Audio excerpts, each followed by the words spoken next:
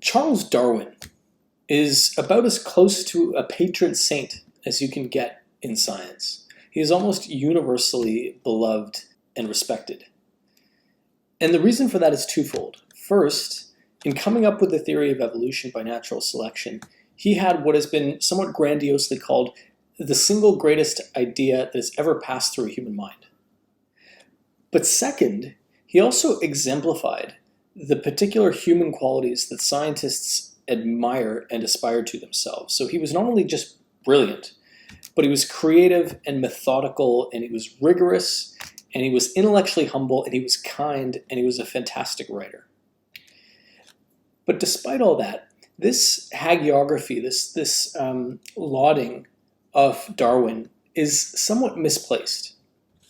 We love our stories of heroes, of these great men and women, these lone geniuses who came and they unleashed on an unsuspecting world their brilliant, fully formed idea. But that's not really how science works. And in fact, it's not how ideas work.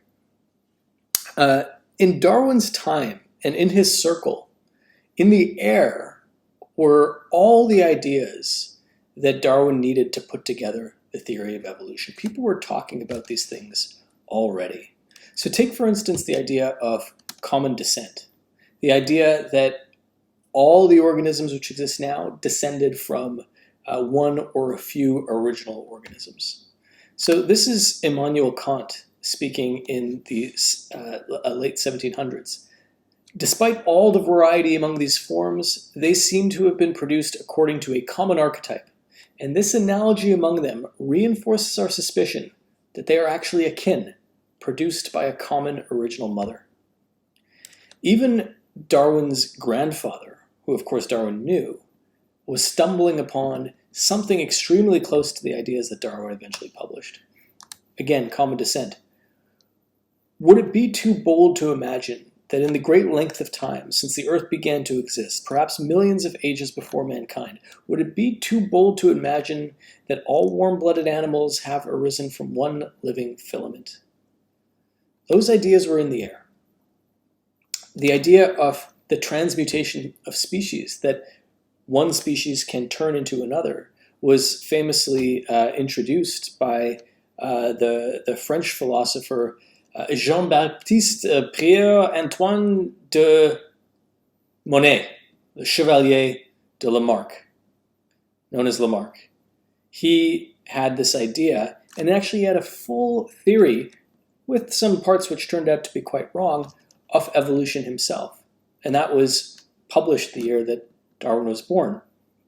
So all these ideas were already floating around. They'd been produced by a society that had already dredged up a lot of the foundations of evolutionary theory. And if Darwin hadn't come along, somebody else would have put together the pieces and come up with the theory of evolution. And in fact, somebody else did.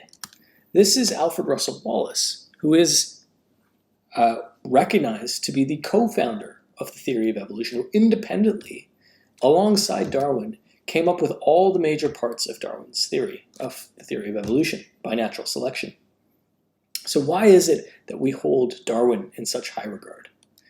Well, let's go into the brief history of these two men and their coming up with the theory of evolution, because it presages a bunch of the debates that continue to resonate down from the ages. What these two men disagreed about are still the things that we societally disagree about when it comes to evolution, and in particular when it comes to evolutionary psychology.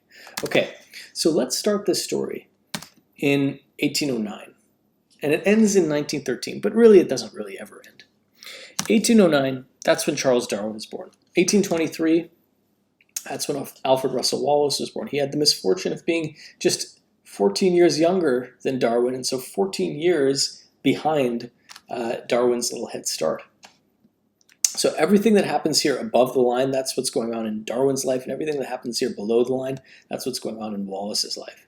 So 1831, Darwin is 22 years old, and Wallace is 8. Darwin goes on the HMS Beagle. He goes on this voyage that takes him from England down beneath South America, over to Australia under Africa, under the Cape of Good Hope, and then all the way back to England. And this is this magical voyage that's talked about in scientific lore, is where Darwin starts collecting all the evidence and putting together all the ideas that eventually become his theory of evolution. He first notes, you see in his notebooks, the first tinglings of the ideas that are his theory of evolution in 1837. So there's this famous diagram that he writes, which is the evolutionary tree, where he explains what he thinks is going on, how these species went from being common ancestors, spreading out into the variety of species that we see now. And you can see there at the very top left of it, he writes, I think, he's putting this together. At that point, he's 28 years old. Now, both Darwin and Wallace read the works of Thomas Malthus. That ended up being instrumental for the two of them. Malthus had this idea of population, where when organisms reproduce, their numbers tend to increase geometrically, exponentially. So say two people have 4 kids, and then each of those people have 2 kids each. It'll increase exponentially rather than linearly.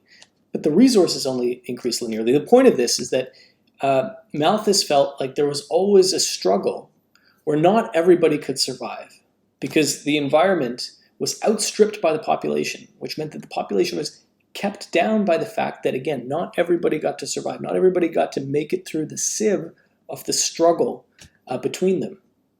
And so for Darwin and Wallace, they looked at that and they saw the obvious implication that, well, not everybody gets to survive, and it's not completely random who gets to survive and who doesn't. There's something about the individuals within a species that survive, and there's something about the ones that don't. And that would be a selection, a natural selection of the fitter, the more adaptive of those individuals.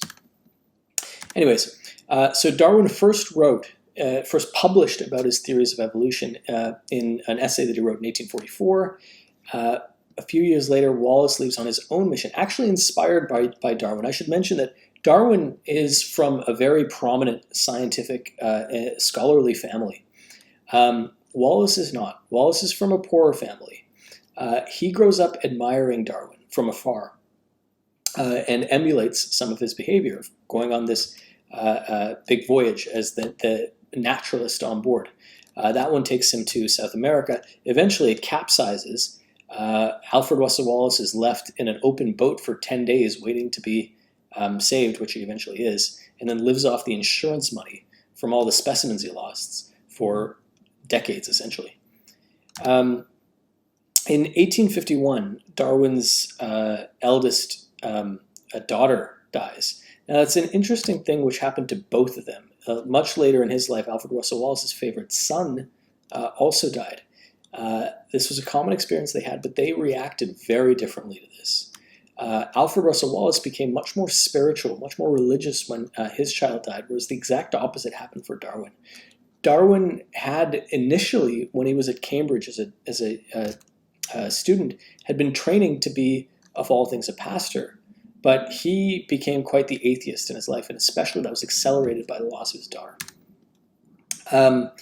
Wallace first publishes on his evolutionary theories in a paper on the monkeys of the Amazon. He later gets much more specific and much closer to the ultimate theory of evolution by natural selection that they both put out when he publishes On the Law which has regulated the introduction of species. He sends that book through an intermediary to Darwin because, again, this guy, he idolizes Darwin. Sends his paper to Darwin. Darwin reads it, kind of misses the point. Darwin has been working on his own theory of evolution now for many years, nearly 2 decades, really. And he reads Wallace's paper and says, "Yeah, it's pretty good, but it's still creationism. It's not. He doesn't really get it." But Wallace did get it.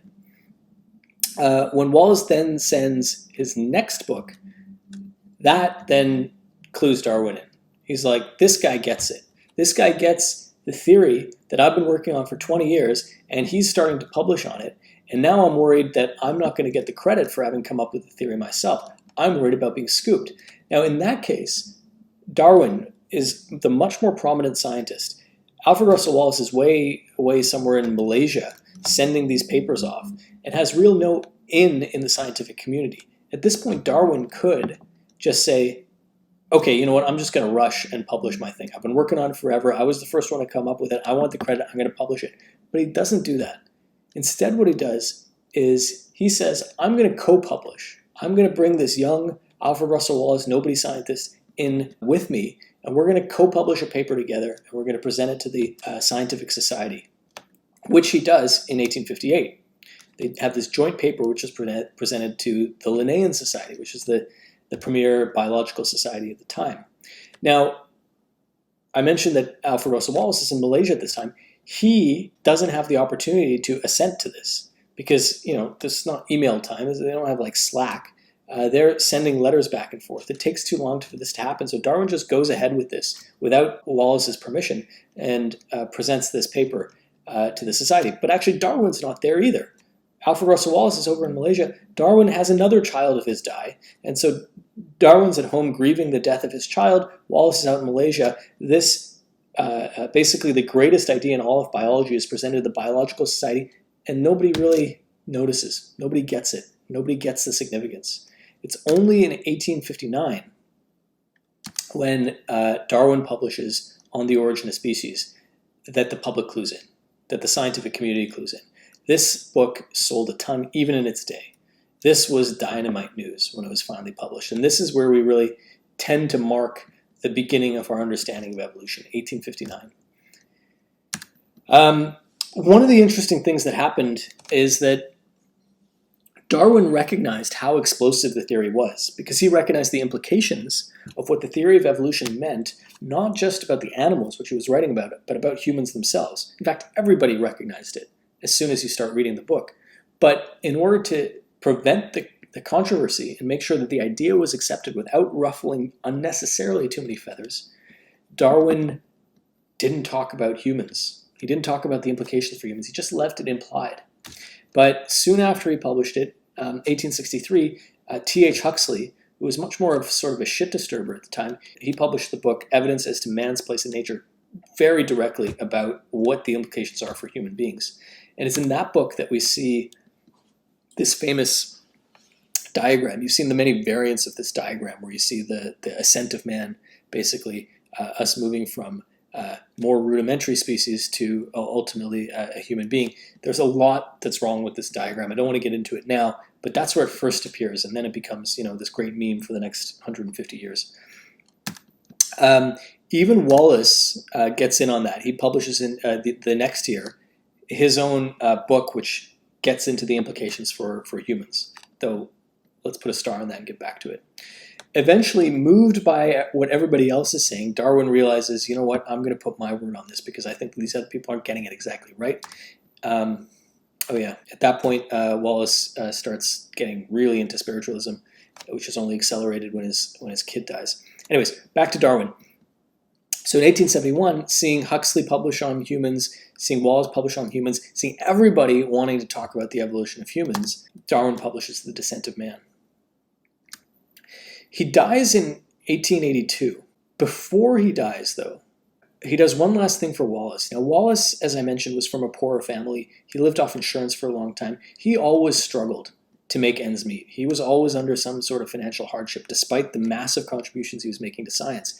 What Darwin did from his place of prominence at that point is, before he died, the year before he died, he made sure that Wallace was getting a government pension so that Wallace would be able to have money in his older age. He would get money from the British government for his contributions. It's an admirable thing for Darwin to do. Now, Wallace, for his part, spends the last years of his life being a political activist. He was a suffragette. Can you be a male suffragette? He was a male suffragette. He fought for women's rights. He fought for the poor. He was a big pacifist. He was really against war, and then ultimately died on the eve of World War I. But before he died as well, he did something actually very nice for Darwin, posthumously. He published the very first textbook on evolution, and he called it Darwinism. And that's where we get the word. So why is it that we credit Darwin and not Wallace with being the originator of the theory of evolution? Why is it that we call it Darwinism, not Wallaceanism or Darwin-Wallaceanism, other than it sounds stupid? Well, even though they both got the broad strokes, there were critical areas on which they disagreed. And those areas, those disagreements, like I mentioned, they echo down through the ages, because those areas were particularly important when it comes to evolutionary psychology. So Wallace resisted the full implications of his own theory. He recognized what those implications were, but he balked before he accepted them fully. He said that natural selection, which could explain things like fingers, it couldn't account for the human faculties, the mental faculties of things like mathematics, art, music, humor, and what he called metaphysical musing, spiritualism, which he loved so much. This is a pretty long quote that I'm going to give you, but it's worth getting into because it gets at exactly his thinking about the topics we'll talk about. He says, "The special faculties we have been discussing clearly point to the existence in man of something which he has not derived from his animal progenitors, something which we may best refer to as being of a spiritual essence or nature. Thus alone we can understand," and here it comes, "the constancy of the martyr, the unselfishness of the philanthropist, the devotion of the patriot, the enthusiasm of the artist, and the resolute and persevering search of the scientific worker after nature's secrets." He says those things can't be understood from the same natural processes that created the animals. They themselves have a spiritual origin. He continues, "Thus we may perceive that the love of truth, the delight in beauty, the passion for justice, and the thrill of exultation with which we hear of any act of courageous self-sacrifice are the workings within us of a higher nature, which has not been developed by the means of the struggle for material existence, that is, by the means of natural selection." He's putting his cards out on the table. He's saying that, and by the way, he wrote this in his textbook, Darwinism. So he said that there were 3 points at which natural selection was not enough. It was not enough to create these innovations in life. And in fact, there had to be something else. There had to be some external force to help the process along, some spiritual force that had a hand in it. And he said this were the initial creation of life from inorganic matter, right? So the abiogenesis thing that we talked about last lecture. The development of consciousness, the development of the phenomenological subjective experience of being, and the development of the higher human faculties, all the things that he's talking about here in this paragraph, and everything that we'll talk about for the rest of the course. And as a result, he felt that if a spiritual force was intervening, if it wasn't a blind force, but there was something pushing it along, that means it was trying to get somewhere. So he believed that evolution was teleological, which means that it had a goal state. It had a purpose. It was trying to accomplish something. It was teleological and directional. It was moving towards something. And he felt that it was leading ultimately and purposefully to the development of the human spirit. Why else would a spiritual force push us in the direction where these things were able to develop if it didn't intend for evolution to eventually take us to the spot where this human nature is created? That's what Wallace believed, but that's not what Darwin believed. So Darwin accepted the full implications. He looked right into the eye of his theory and accepted what it implied. In a letter that Darwin wrote to Wallace, by the way, this is interesting. Remember I mentioned that Wallace idolized Darwin. Darwin respected Wallace, but he didn't idolize Wallace. And as a result, we tend to only have one side of the correspondence between them, because whenever Darwin would write Wallace a letter, Wallace would keep it really nicely and well preserved. Whenever Wallace would write Darwin, well, we don't know what happened to those letters, but Darwin didn't keep them as nicely preserved. Anyways, so he wrote in this letter, 1857, on the eve of when they were to put out their joint paper, he said, "I go further than you." Darwin said in The Origin, he said, "In the distant future, I see open field for far more important researches. Psychology will be based on a new foundation. That is the foundation of evolution." And he was right. And in that sense, he is sort of the first evolutionary psychologist. He believed and this is a theory that he introduced in The Descent of Man. He believed that, okay, so maybe natural selection, the struggle for survival, can't explain all these things like mathematics and art and wit, but sexual selection can. Sexual selection, you guys will read more about it in your readings, but that's like, well, you develop adaptive traits not just because they allow you to survive, but also because they allow you to be selected by the other sex as somebody they want to reproduce with. You have to convince somebody to sleep with you in order to pass down your genes into the next generation. And what better way to convince somebody to sleep with you than with mathematics? And that's why mathematics evolved, according to Darwin. Now, critically, Darwin felt that natural selection could explain it all. There was no need to inject some other spiritual force here. Natural selection was entirely capable for producing even the higher human faculties. And what that meant is that there's no qualitative difference between the humans and the brutes, that is the animals.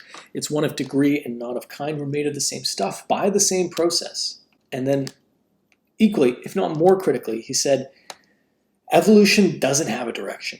He didn't believe, like Wallace, that we were going somewhere. Instead, evolution was a blind process that simply selected for whatever would best fit the environment that it happened to be in at that moment. It wasn't trying to get somewhere. It had no guiding purpose behind it. And that's critical, because what that means is that there is no moral implication of what is adaptive. If something is good from an evolutionary standpoint, it doesn't mean it's good morally. That is a critical point, because there's a lot of our psychology that is adapted, that we've evolved to have, even though it's not the greatest, not the most socially desirable, not the most moral thing for us to possess. We're going to go into that a lot more throughout the course. We're going to go into a lot more in the next lecture even. But before we jump to that, I want to just take a moment to dwell on how momentous an event what we've talked about in this lecture was in the history of our species. Your first readings, the one by Stuart Williams, puts it really nicely when he says that a fragment of the earth, a fragment called Charles Darwin, finally understood how he got here, or something like that. It's very poetic. It's nice.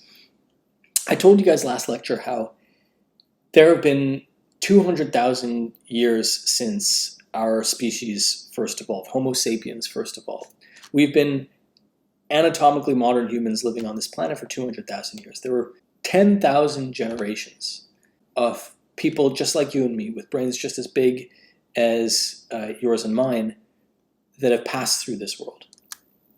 So you can think of this grid as representing those 10,000 generations. Each one of these little squares is one generation, from the very first one to the most recent one, your generation. Now, that's a lot of people. That's a lot of generations to have been on this planet. We didn't have agriculture or permanent settlements till there. And we didn't have writing until there. There was no Jesus until there. And there was no Charles Darwin until there, 8 generations ago.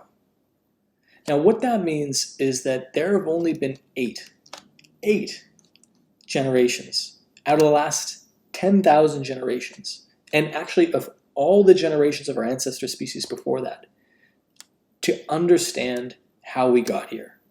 That little fraction, those little 8 generations, and you and me happened to be born during one of those 8 generations. And that's what I mean when I say that we were born into a weird moment.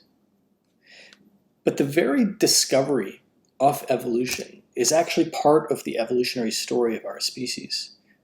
How we connect the dots between the last lecture and this one, how we understand how we could become an organism and we could build a society that was able to comprehend its own origins, well, that's actually what's going to take us the rest of the term to understand.